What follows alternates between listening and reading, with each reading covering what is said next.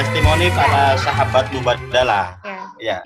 Sebenarnya sahabat Mubadalah ini banyak banget ya, termasuk semua yang hadir di sini adalah sahabat Mubadalah. Sahabat semua, semua Mubadalah. Tapi akan ada yang mewakili, ya. Oke. Kita panggil dulu ya. Ya, oke. Mas Hazman sudah hadir, halo? Halo. Hazman. Ya. Halo, oke, Mas Hazman. Dari Kuala Lumpur. Dari Kuala Lumpur, lalu ada Mbak Mufliha Wijayanti dari Lampung. Dari Lampung. Hadir, loh. Oke, Mbak Mufliha. Ya, lalu, nanti kita yang dua kita simpan dulu untuk surprise ya. Ya. Masa udah ada di player ya? Oke. Apa kabar Mas Hazman, Mbak Mufliha, sehat ya? Baik, alhamdulillah sehat. Oke. Apa kabar Nurul? Alhamdulillah sehat. Oke. Dua pertanyaan aja nih ya. Karena kita waktu terbatas, maka Mas Hazman dan Mbak Mufliha masing-masing punya waktu hanya berapa, Bang? 2 menit 2 ya? menit saja. 1 menit. Nanti Mas Hazman singkat saja ya, dan Mbak Mufliha. Ya, silakan Mbak Nurul untuk pertanyaannya. Ya, pertama kali kenal Mubadalah itu kapan sih?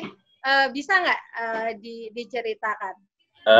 Agustus 2019, ketika itu Sisters in Islam di Malaysia membawa Pak Fakih dan teman-teman Mubadalah ke Malaysia. Bengkel Mubadalah itu ya? Bengkel Mubadalah di kita. Oke, Mas Hazman, perubahan apa yang dirasakan Mas Hazman sebelum dan sesudah kenal Mubadalah? Sebelum mengenal Mubadalah, saya pikir agak sukar untuk melakukan analisis gender terhadap teks suci. Tapi Mubadalah membuka dimensi tentang bagaimana teks suci boleh ditanggapi kembali. Oke, pertanyaan yang sama ya untuk Mbak Mufliha juga. Ya, silakan Mbak Mufliha. Pertanyaan yang sama, kapan mulai mengenal Mubadalah?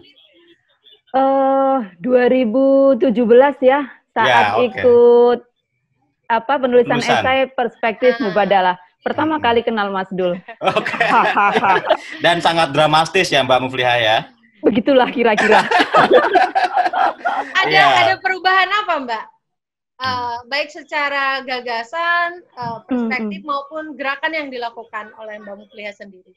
Saya mungkin bisa jelaskan di 3 level ya. Di individu, saya mungkin menjadi pribadi yang lebih bisa berempati dengan orang lain, ya. Jadi menganggap bahwa orang lain itu adalah subjek utuh yang harus saya hargai apapun pilihannya.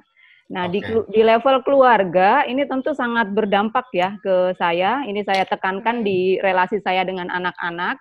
Dulu saya termasuk tiger mom, ya, gitu ya.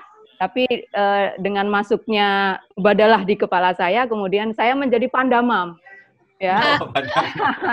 Jadi lebih bisa merangkul anak-anak begitu. Digerakkan, nih alhamdulillah Mubadalah nih masuk di kerja-kerja akademik saya. Juga itu saya bawa ke kerja-kerja PSGA. Jadi kawan-kawan tim Mubadalah sering melibatkan kami di PSGA dalam kerja-kerja kemanusiaan Mubadalah. Ini gerakan internal dan eksternal yang jalan semua. Terakhir buat Mas Hazman ya, harapan apa ke depannya dari gagasan Mubadalah ini atau dari Mubadalah sendiri? Ya, seperti mana Mbak Mufliha, saya juga cuba menerapkan perspektif Mubadalah melalui kuliah-kuliah yang saya berikan di sini. Terutamanya apabila membincangkan isu berkenaan dengan bagaimana gender difahami dalam Islam. Ya, baru tadi siang bincangkan dalam kuliah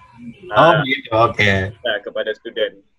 Kerana di Malaysia selalunya tafsir yang sudah biasa digunakan itu dianggap sebagai kebenaran total, absolut. Tetapi ini kita cuba membuka beberapa ide baru yang boleh kita bincangkan keadilan secara lebih mendasar. Baik.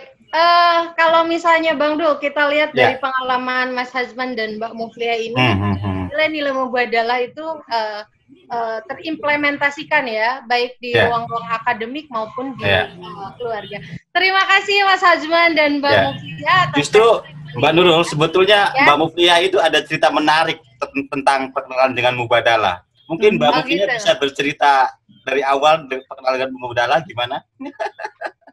Iya, saya mungkin dengan kajian feminisme relatif banyak membaca tidak, tetapi kenal sudah cukup lama.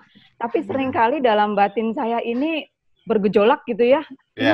Bertentangan tidak sih dengan pemahaman Islam yang saya pegang selama ini gitu. Tapi ketika berjumpa dengan Mubadalah, kok ada deg-degan ini di hati saya gitu. Nah, kalau deg-degan, saya yakin berarti saya sudah mulai jatuh cinta dengan Mubadalah. Wah. Begitu ceritanya. Iya, betul-betul. Ya, oke. Tahu ialah aku yang lain. Dirasakan semua ya. Gimana Bang Hazman? Kau ialah aku yang lain kan? Oh iya, kau adalah aku yang lain. Oke, terima kasih Mas kita Hazman. sambut ya. Ya, terima kasih banyak. Kita sambut testimoni sahabat Mubadalah. Dari Jogja. Mbak Muyas sudah hadir dari Jogja. Mbak Yulianti Mutmainah. Assalamualaikum, mudah Mbak. Waalaikumsalam Mbak. Oke. Nge-zoom tiap hari ya. Waduh, lagi hits-hitsnya nih. Oke. Mbak Muyas, Assalamualaikum. Oke. Bang Dul, kita mungkin akan menemukan ini ya, pengalaman yang berbeda mungkin dari kedua tokoh inspiratif ini. Hai. Ya, halo Mbak Nurul. Ya, Mbak Muyas mungkin bisa cerita ya, kapan sih pertama kali Mubadalah, terus sekeren apa Mubadalah itu bisa nilai-nilainya atau perspektifnya itu bisa memengaruhi ke salah satunya mungkin penulisan novel ya, ataupun yang lainnya. Iya, oke. Silakan Mbak Muyas. Oke. Assalamualaikum warahmatullahi wabarakatuh. Waalaikumsalam. Waalaikumsalam. Dengar ya suara saya kan? Oke. Sudah kedengaran dengan indah. Alhamdulillahirabbil alamin. Allahumma shalli ala sayyidina Muhammad wa ala ali sayyidina Muhammad. Pak Yai, Bu Nyai, guru-guru dan sahabat Mubadalah semuanya. Sebelumnya saya mengaturkan mohon maaf lahir batin. Dan juga terima kasih atas kesempatan 1 menitnya Teh untuk menyampaikan sesuatu di halal bihalal ini. Sebenarnya masih banyak yang lebih layak ya daripada Muyas, tapi karena Bapak Mubadalah yang dawuh, jadi saya sebagai santri sendiko dawuh. Bagi Muyas sendiri ya Kang Dul, Mbak Nurul, Teh Nurul, Mubadalah itu memberi jawaban atas keresahan perempuan, khususnya dalam membangun sebuah relasi, baik antara manusia, antara laki-laki dan perempuan, suami istri, orang tua dan anak, guru dan siswa, bos dan karyawan, antar pejabat dan rakyat dan seterusnya. Yang setara dan bahagia dan membahagiakan. Juga Mubadalah ini itu kayak tempat belajar untuk anak-anak muda dalam mengasah kepekaan rasa tentang kesalingan tersebut. Dan wadahnya sudah jelas tadi ada media mubadalahnews.com di mana website tersebut kita bisa berkarya dan membaca karya. Kemudian juga saya pribadi itu terinspirasi juga termotivasi dengan semangat Mubadalah.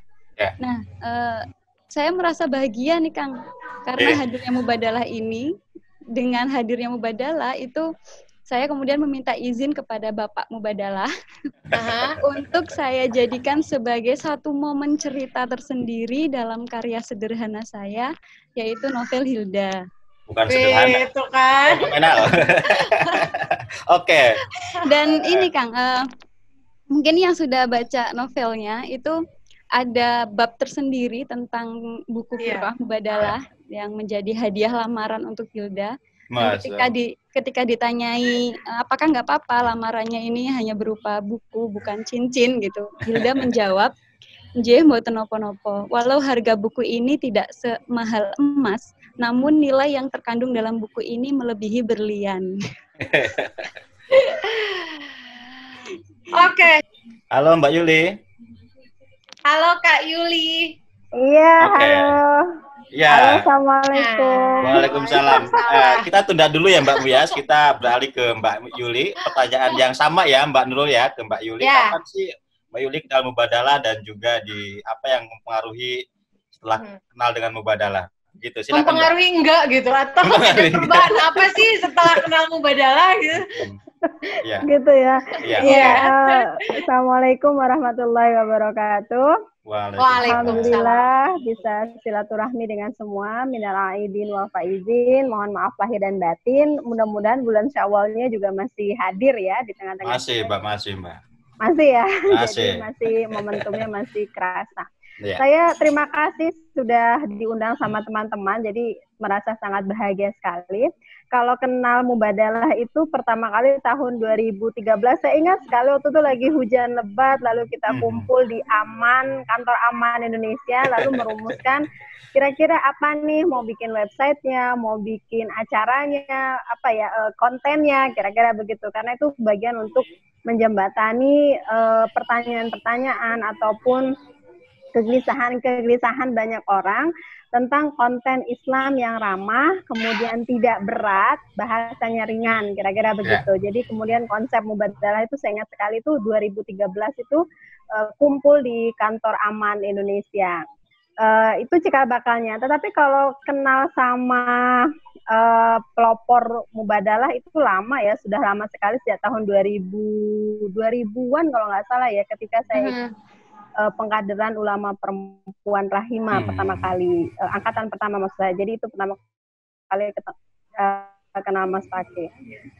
Kalau yang menarik dari saya, buat saya pribadi ketika saya menilai Mubadalah adalah terutama dari buku ya, bahasanya itu menarik sekali dan Mubadalah itu berhasil memberi ruang untuk orang-orang yang belajar tentang Islam, tentang gender dengan bahasa yang mudah, nggak bahasa yang langit, tetapi langsung down to earth, jadi langsung turun ke akar rumput, langsung turun ke bawah, kira-kira begitu.